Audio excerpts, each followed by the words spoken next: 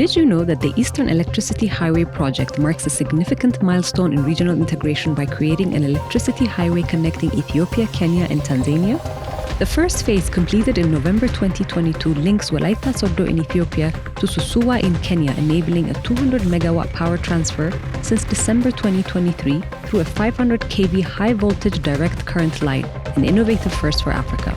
The second phase, connecting Kenya and Tanzania, was successfully synchronized on December 11, 2024, facilitating power flow between the two countries. Ethiopia currently provides 70% of the electricity traded in the region, powered by green hydroelectric energy from its dams, including the Great Ethiopian Renaissance Dam and Gilgal Gibe 3. This initiative strengthens regional power security, enhances economic cooperation, and contributes to the broader vision of the Africa single electricity market. In this episode of Ethiopia in Focus, I will be speaking with Yasmin Wohabrebbi, State Minister of Trade and Regional Integration, about Ethiopia's pivotal role in regional projects and efforts to deepen East African economic ties.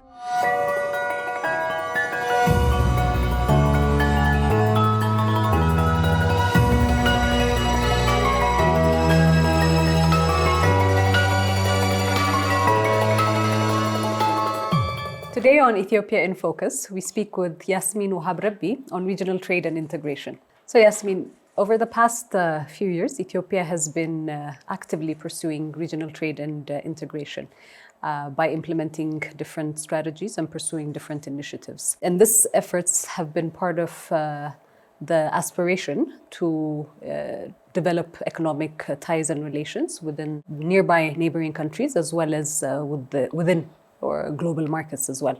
Can you start off by giving us perspective in terms of what are some of these initiatives and strategies that Ethiopia has been pursuing as part of its regional trade and integration aspirations and efforts? Thank you for having me. As you know that in the recent years, Ethiopia has pursued to have more economic reform. At the helm of it, the regional integration comes into picture. With this, we have been passive, but now we are progressing to be very active in terms of regional integration.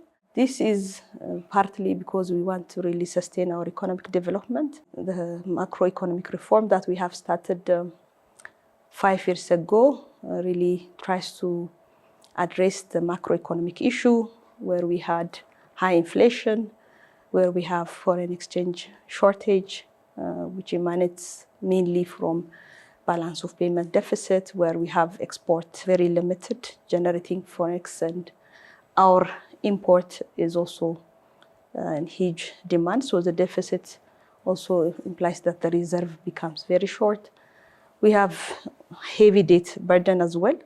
That's one aspect of the macroeconomic issue where we wanted to address, but the second part is the rebalance between public and private sector, where the government was doing heavy engagement in the economy, but with the reform, the private sector is made to have bigger role in the economy. The third aspect of our macroeconomic reform is trade competitiveness. With this, we really want to integrate at a regional level, pursuing some of the regional integrations like the COMESA, more getting into the free trade agreement.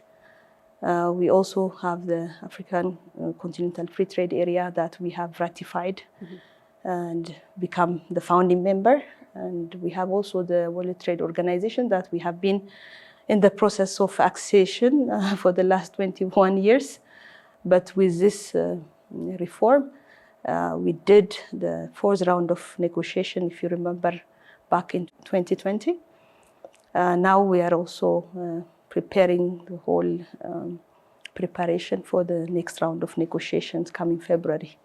So this can show us that Ethiopia is really looking to achieve from the regional integrations in terms of market access for our export, in terms of diversifying, because our export is more dominated with few commodities, which is also facing a concentration risk.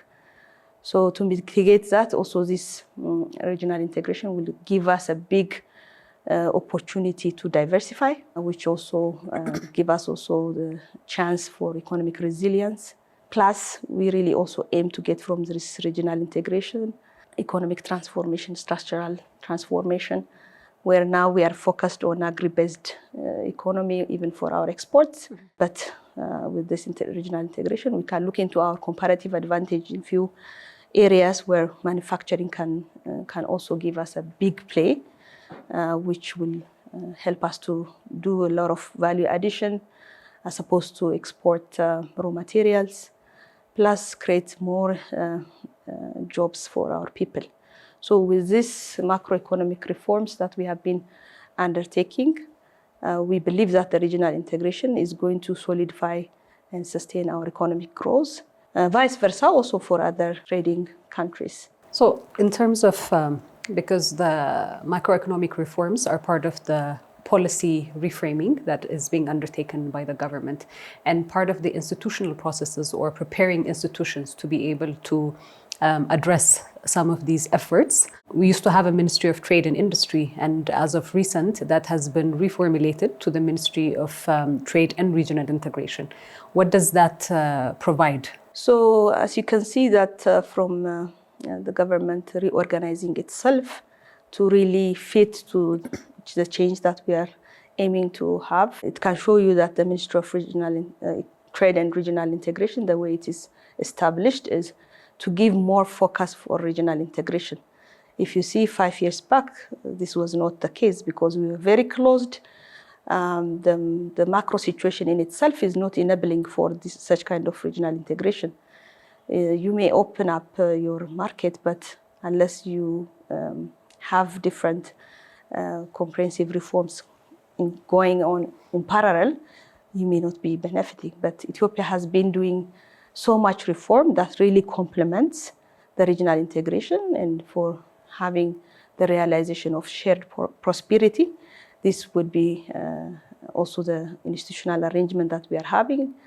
The ministry that I lead, particularly on the regional integration and export promotion, is mainly focusing in terms of advancing the level of engagement, be it in the COMESA, and also focusing on the FCTA implementation in itself, and also hopefully to exceed the WTO in a very short time. So this is not only the institutional arrangements that we have, but we have in other institutions as well, and the coordination mechanism between different institutions and the private sector is also very key to advance our regional integration. We talk about economic regional integration, but as part of that framework for the past 6 years, Prime Minister Abiy Ahmed has been a huge champion of political integration, social integration, and due to the fact that the immediate region that we are finding ourselves in, there's a shared culture, shared language by some as well, shared long history.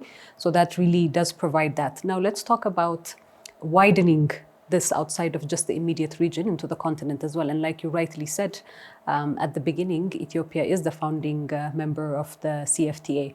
So let's talk a little bit more about what that means in terms of Ethiopia having ratified the CFTA in 2019, and what are the preparations that we're undertaking to make intra-Africa trade a reality. So as you rightly said, Ethiopia has a very strong interest in terms of its neighbor country, the Horn of Africa, and in our foreign policy itself, that is the focus. So the main purpose of that is when countries, especially neighbor countries, you integrate an economy, peace would also be inevitable. So economic integration is the strong glue to tie the countries around us for sustainable and shared economic growth. And beyond that also, we really need to think of how we can boost our economic growth within the continent. If you can see the data that we have, intra-Africa region, regional integration is in a low in terms of the gains that we have. You can compare with other continents. Intra-Africa regional trade stands at 14%. But if you look into Europe, they are at 70%. 69 point something percent.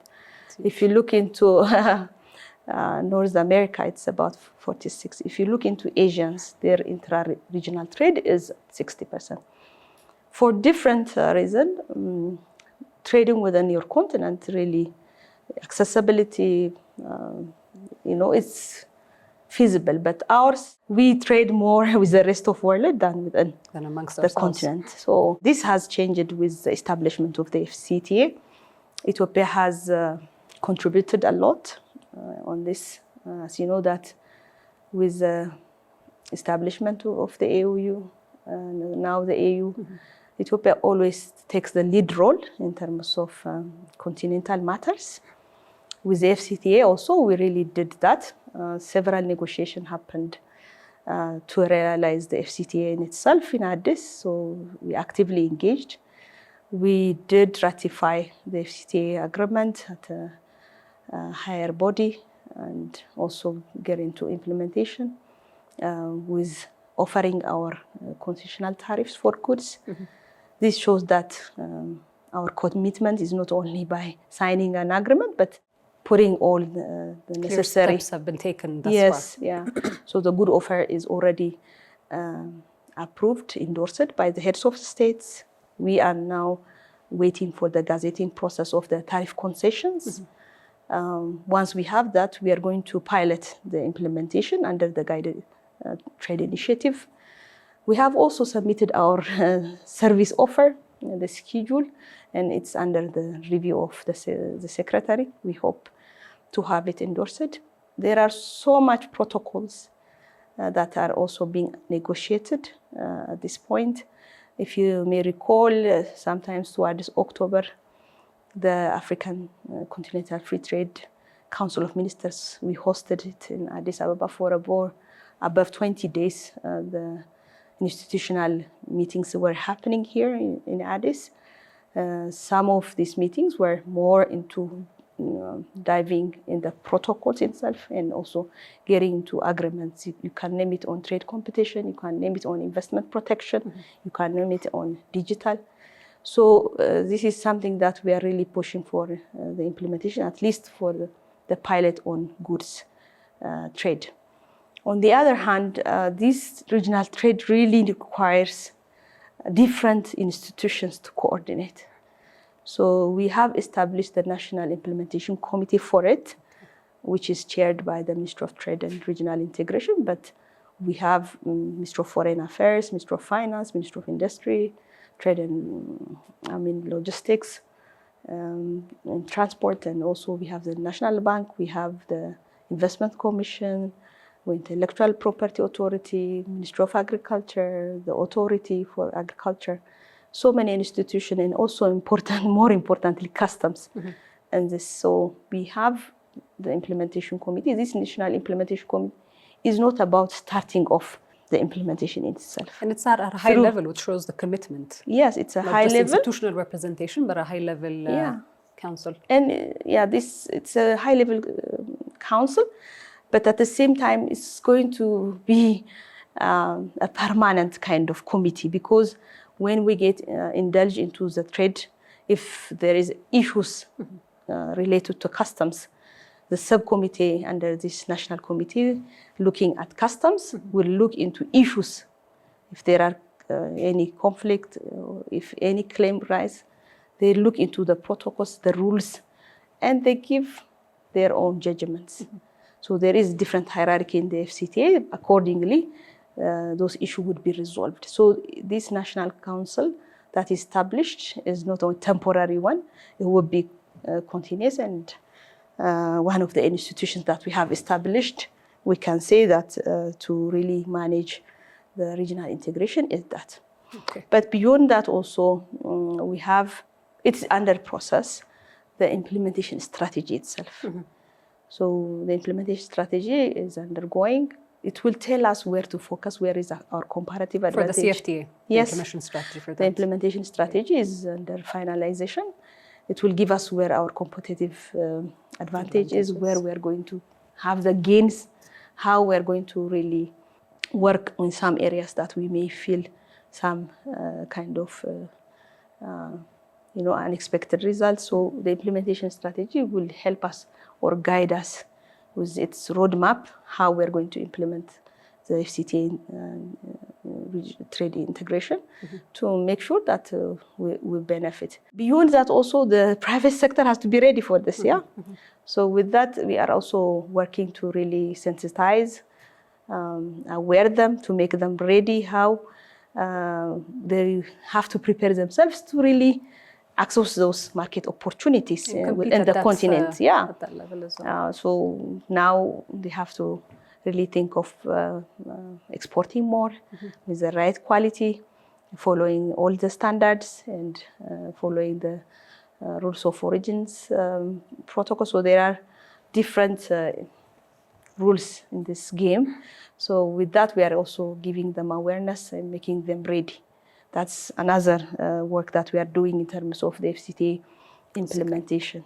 Moving a little bit away from the Africa Free Trade Continental Agreement and looking at our aspirations in terms of integration to global markets, you were recently at a World Trade Organization WTO meeting, and Ethiopia's accession to the WTO has been a long process in the making. Share a little bit about that. Where are we now?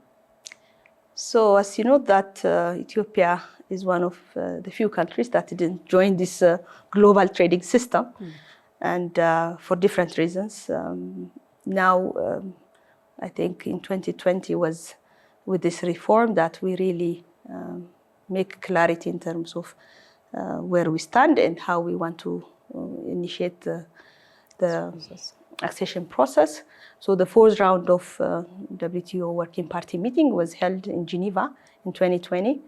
And we really wanted to accede long before now, but because of the COVID and different issues that really happened, the progress didn't move faster than we expected it. But now the preparation to undertake the fifth rounds of Working Party negotiation is finalized. The delegation led by His Excellency Dr. Kasa Hungofe, which is also assigned as a chief negotiator, and the team. He's the Minister of Trade and Regional Integration, but also chief negotiator assigned by His Excellency the Prime Minister, led the entire delegation from different institutions, of course, and met with the WTO Secretariat to really review the preparation in terms of the next Working Party. So with our meeting, I was also in that meeting.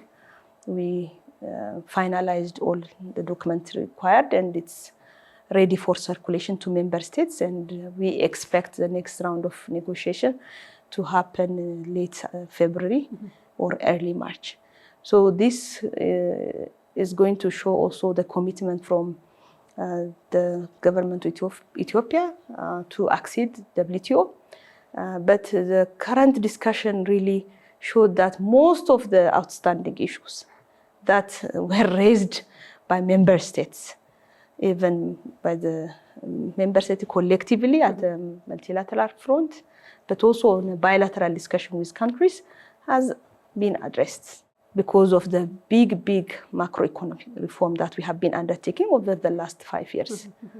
So there are, of course, negotiations that is going to be undertaken in few rounds of Working Party meetings, and the government plan is to accede in the next Minister of Council's meeting to be held in Cameroon in 2026. So this is a preparation that is going on, and we are going to also have bilateral negotiations with few countries that we have been doing in the last couple of years. So concluding those bilateral negotiations would also really help on the market access for goods and services to really finalize our WTO accession and really gain from that global trading system.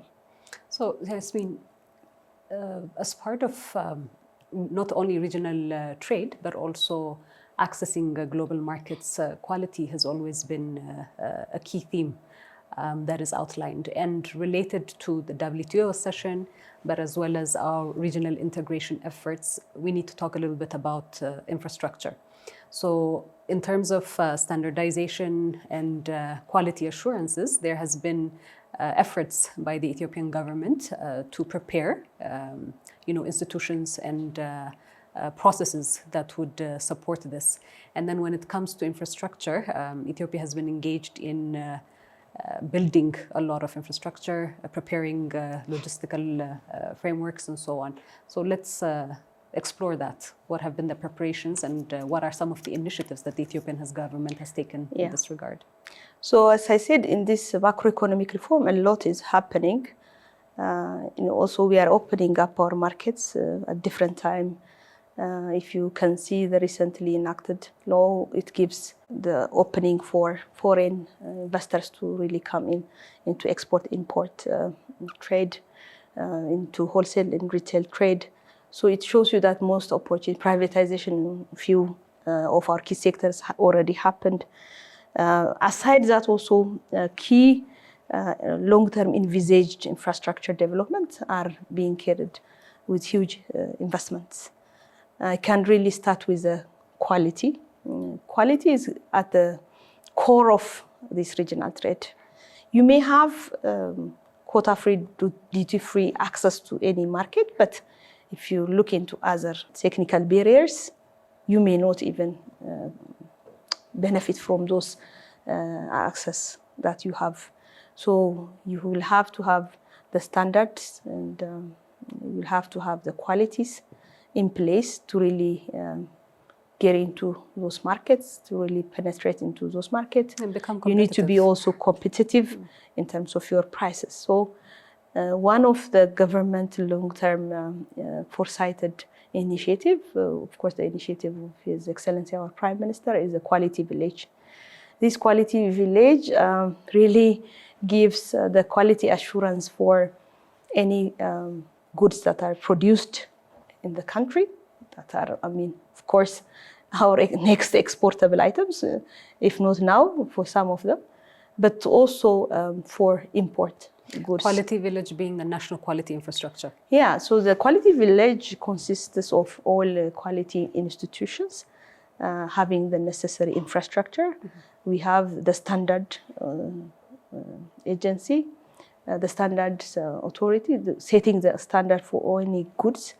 And we have the conformity that really assures this standard is met when any product enters to the market, be it imported or manufactured locally.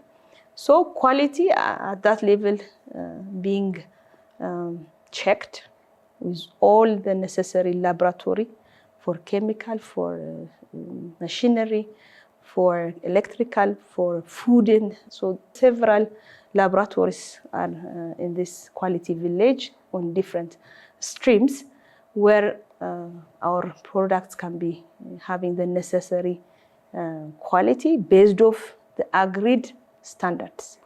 And the standard that we are setting here are also aligned to the standard of the rest of the world, because there is this institutional engagement with different standard, be it in Africa and internationally, where these standards.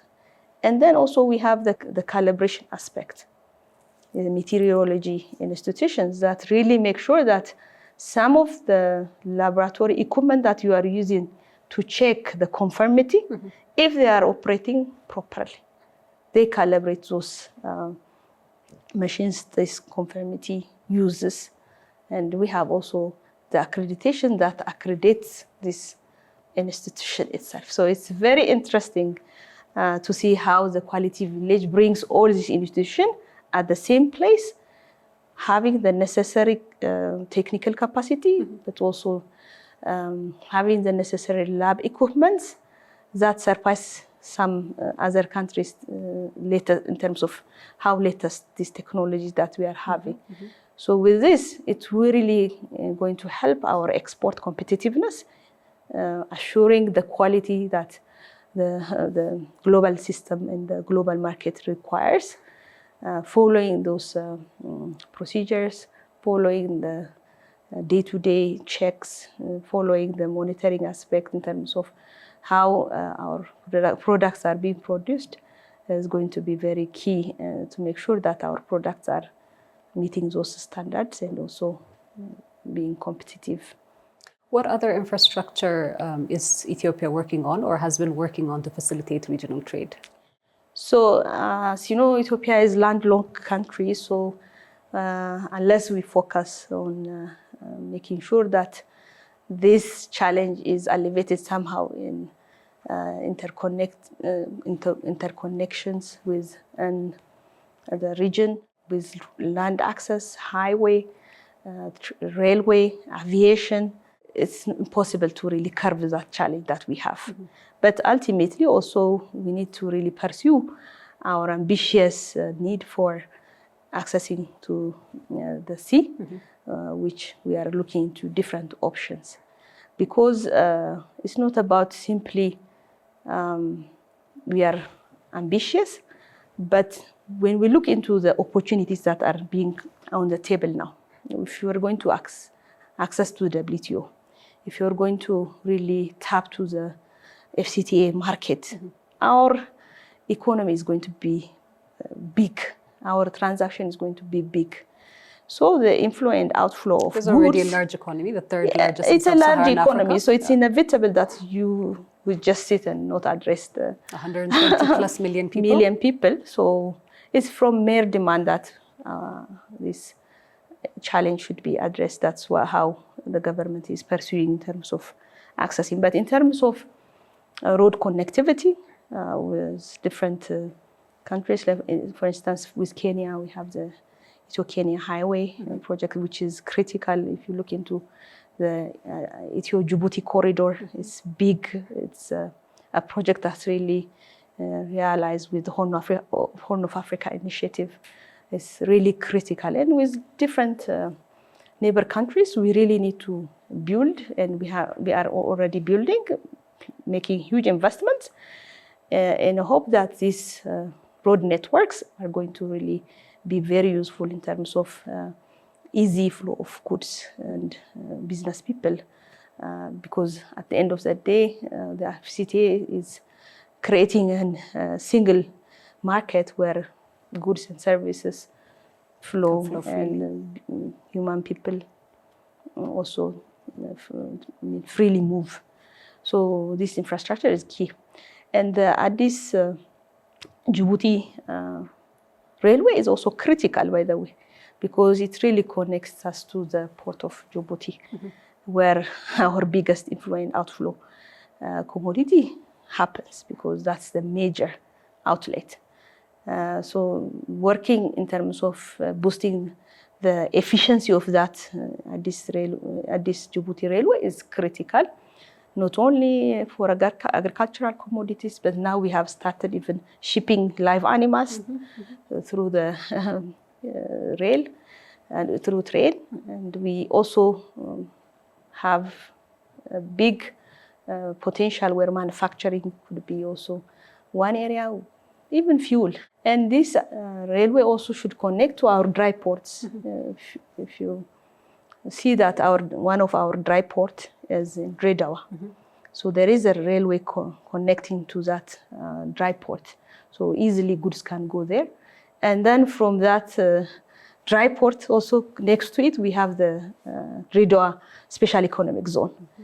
So you can see that how the government is very keen, even establishing not only industrial parks, but also special economic zones where special kind of rules apply in those zones. And as of recent, Ethiopia's industry parks have been elevated to special economic zones as well. Yes, so we have already got endorsement for the proclamation on special economic zone.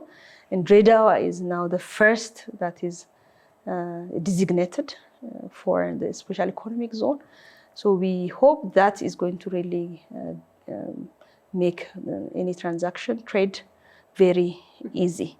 So this is the connection how I want to show you from the railway to our dry port, from our dry port to the special economic zone, how the government is really thinking comprehensively in terms of building infrastructure and making sure the necessary incentives are also put in place. Mm-hmm. That's one thing.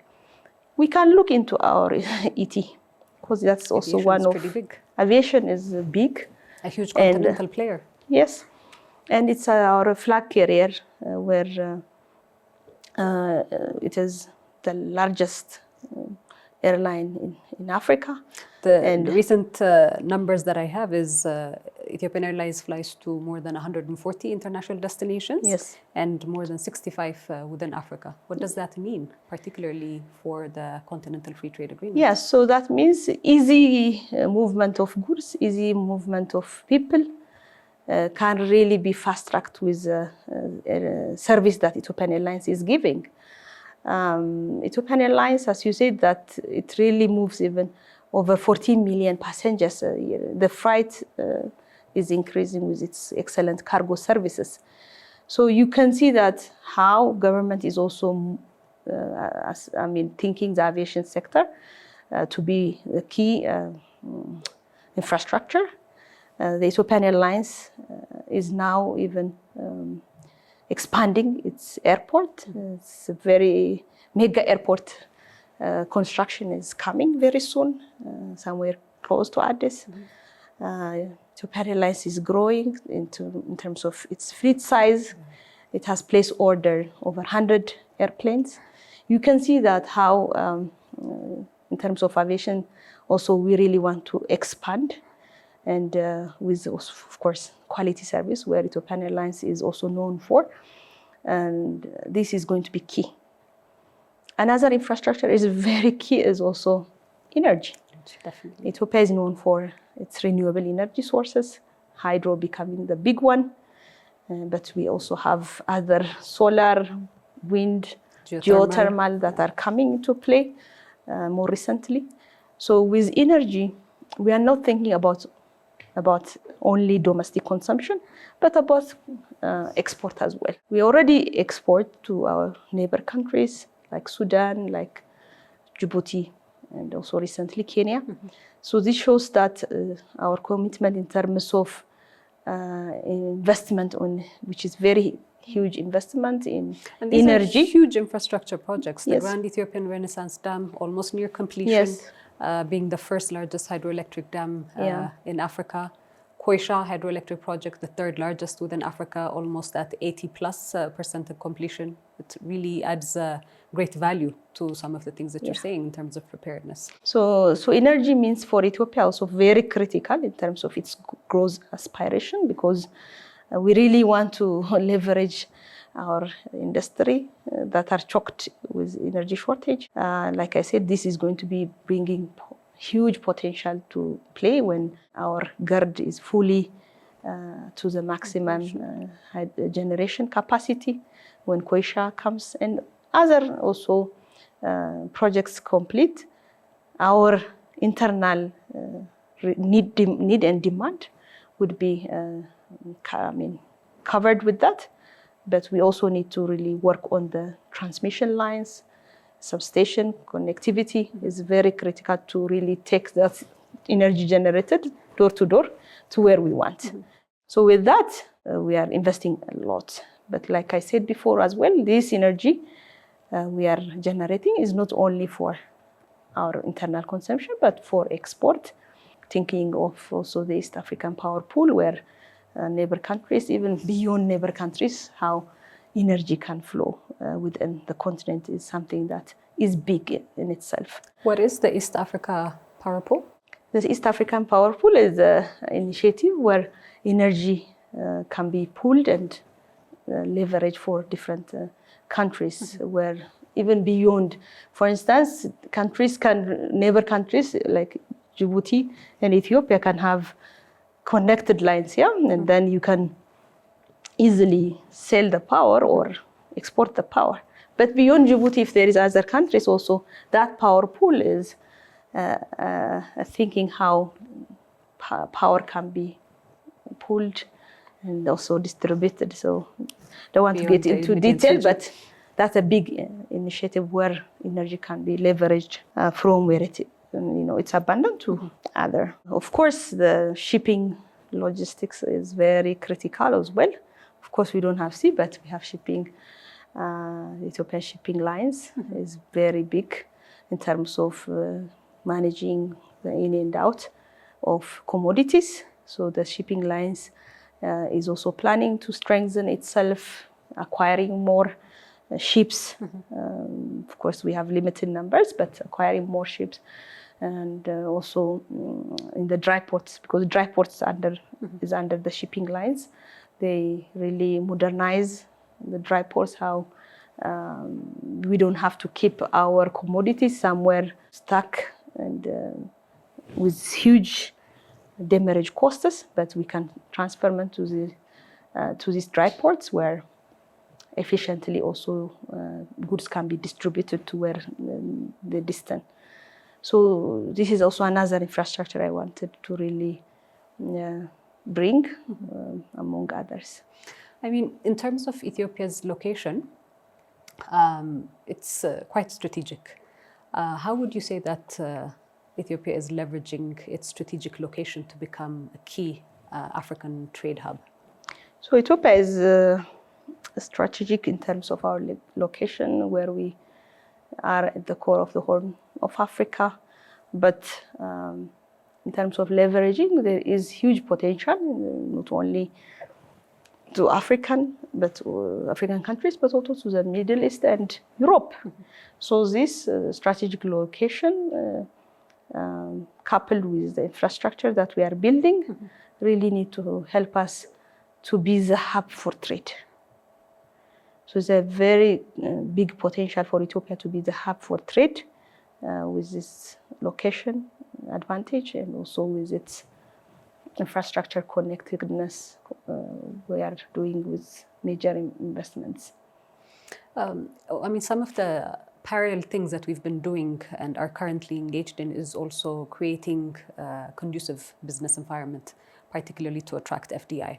With some of the issues that you've raised in terms of expanding our role in intra-continental trade, the various initiatives that we're undertaking in terms of preparedness for accession to the WTO, what would you say would be the benefits of foreign direct investment that can be maximized out of Ethiopia's regional integration efforts? So one of the expected results from our reform is boosting the FDI flow to the country. When we say that, what are we doing to do that is at the core of it, ease of doing business is critical. You cannot expect foreign investor to come to your country if your rules are not clear, if your rules are not predictable enough, if they change quite often, if the process they take is very cumbersome, if there is red tape to get anything. All these are critical in terms of foreign investors to come, because they choose countries. Yeah, foreign investor is coming to really invest and make profit, right? So when you look into that, if they say country X and Y, which is the easiest for me. So it's not like they are forced to come to Ethiopia. They would see the enabling environment for investments. They will assess. Even they see independent, assessors' results. If you see into the sovereign rating process, they see maybe Moody's, Fitch, because they really want an independent view of the country before they come and invest. Because when they come, they invest, they also take finance from different institutions.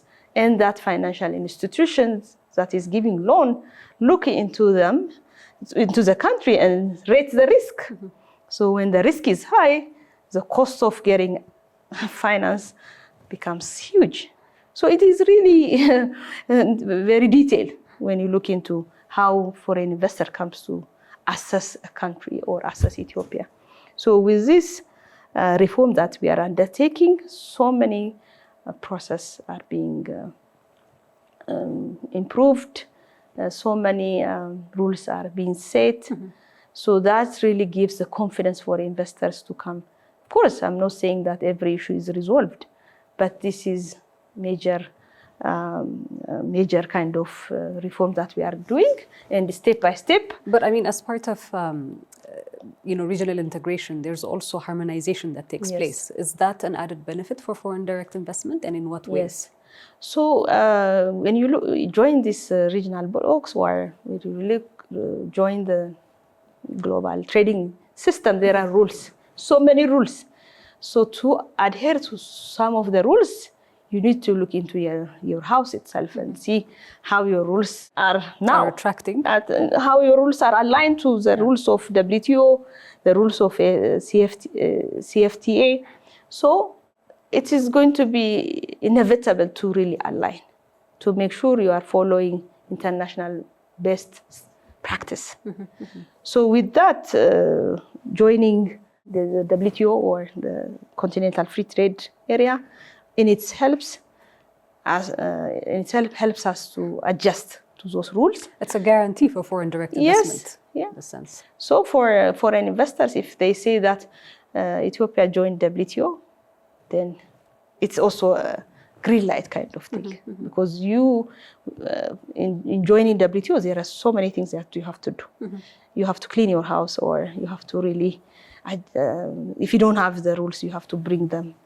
If you have the rules, you have to really set the mechanisms that the rules are enforceable.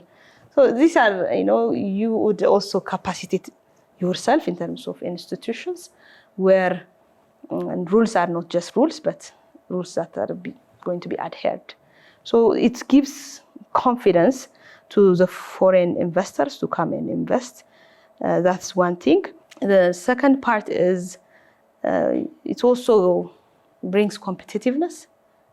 So in terms of competitiveness, in a sense that if, the major in regional integration is also slowly removing all tariff and also non-tariff barriers. Yeah.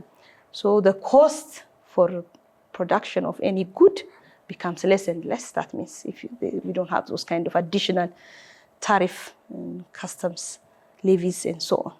So with that, competitiveness becomes key. Yeah.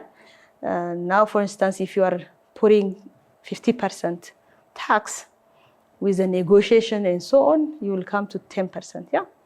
Then the cost of that product becomes cheaper because there is no additional 50, rather 10%.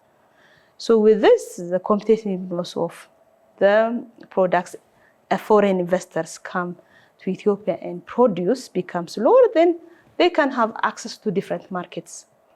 So it really boosts competitiveness. Which I wanted in terms to of price. Expand a little bit on in terms of market size and market access as well.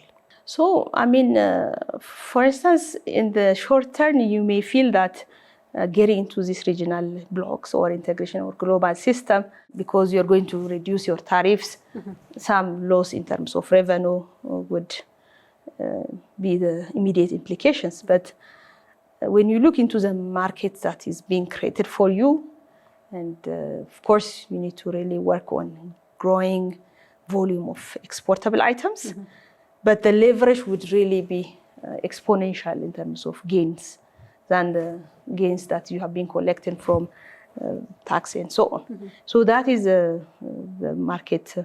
But market access also is directly related to competitiveness.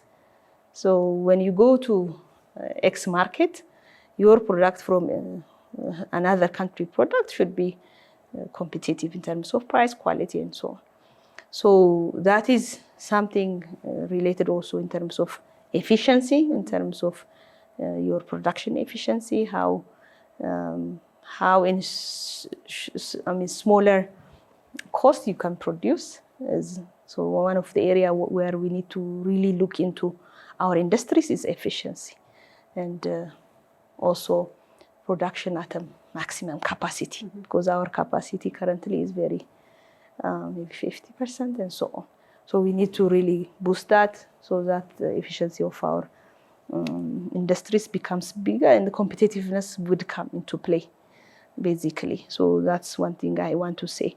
The other point this regional integration would bring for FDI is market access. If ex-investor come to Ethiopia and invest, it's not about investing for local market as well, but the continent. For instance, if you look into 55 countries that are part of the 55, CFTA. 56 countries, easily with the same kind of concession, they can, as long as they really meet the rules of origin. The rules of origin rules. They can really take it to 50-something countries. So this would really is very critical for FDI, that means. So market access, competitiveness, confidence is the key elements of regional integration for FDI, I would say, in short. My last question to you, Yasmin, there's so many exciting things that are happening around trade, around economic reforms, particularly within the area that you're focused on in regional integration. What are you most looking forward to? So I look forward for Ethiopia to really implement those regional integrations that we are implement in a sense, and get into the trade itself. Now we have signed, we have made all the preparation for a continental free trade area. Implementation is something that really can give us the gains. If we don't seriously engage in that and we just say that we signed, no gain. So I really envisage the FCTA to be fully implemented in Ethiopia. What do we offer through that implementation? What does Ethiopia offer? So we offer, our comparative advantage where we have in terms of agricultural products, manufacturing, especially textile, which is very key. So different areas like I said, the implementation strategy is finalized. It will give us a clue where we're going to focus. But agriculture is, of course, going to be the primary. Primary for some time. But value addition is critical. We just export raw. So immediately we can think of value addition of our agricultural product. Sesame, for instance, you can do tahini, and we can get more return from it than exporting raw material. And coffee in itself, and the other that we have, mining is coming to play as a critical item. So energy, like I said, is still generating, but we can do more. Manufacturing itself in textile, leather is critical area where we have the abundance in terms of live animals in itself. But live animals, they are being exported just like that. But we can't really do the meat processing. Of course, we have them, but to a bigger volume and expand to Middle East and other markets as well. So in terms of export, commodity diversification, in terms of destination diversification, this regional integration is going to be leveraged. Of course, the bigger would be also WTO. The same, we really need to see where our comparative advantage in terms of manufacturing, because manufacturing is critical. Unless we advance in manufacturing, our growth is going to be slow. Imagine currently we have an export close to 4 billion. Of course, it was previous data.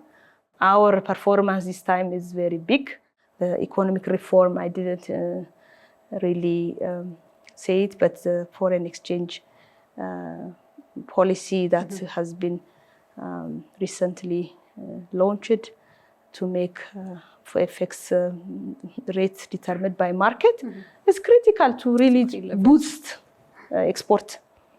Yeah, so with that, so we need to work on manufacturing to really make sure that the value addition really happens, the job creation happens, and the gains becomes exponential as well. So from the regional integration, I would see the economic gains to be realized, our export to be very bigger, so that we don't worry about some of the issues that really concern us now. We can think more bigger agendas on developments, on social welfare, and for the current and also future citizen. Thank you very much, Yasmin. Thank you so much. For Ethiopia specifically, some of the skepticism when it comes to tourism numbers has been about data retention.